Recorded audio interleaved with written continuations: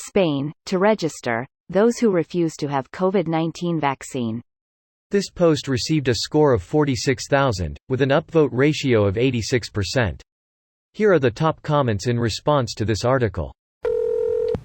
It says Spain is to register those who haven't had the vaccine, and I am a bit confused by the wording of the headline. In most developed countries, you have a record of all vaccinations you have had as a child, and I'd assume your medical record would contain those you received as an adult.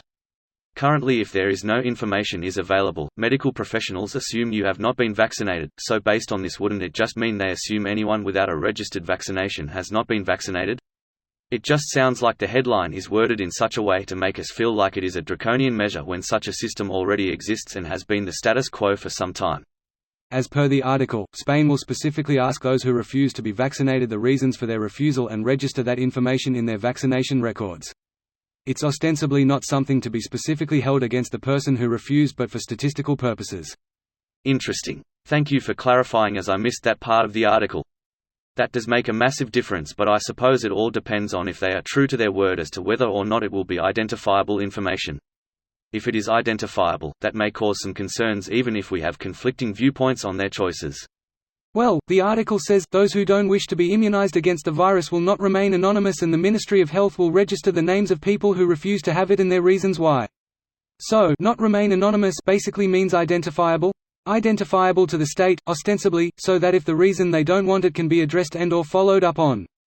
For example, the vaccines haven't been tested on pregnant women.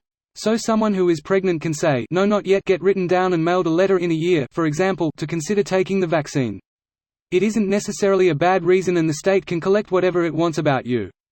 It just can't make the info public to anyone but you. At least that's generally how most Western democracies work. I mean, just because your nosy neighbor can't casually creep on your vaccination status doesn't mean it's anything near private or that it won't be used. I easily anticipate registrants being put on an EU no-travel list for the foreseeable future. Another application would be in the reopening of sporting venues. Easy enough to add to the T&C that by purchasing your ticket you give consent to a health background check. Honestly, I would be more surprised if restrictions for travel, venues, etc. lift in meaningful ways without some kind of COVID background check system.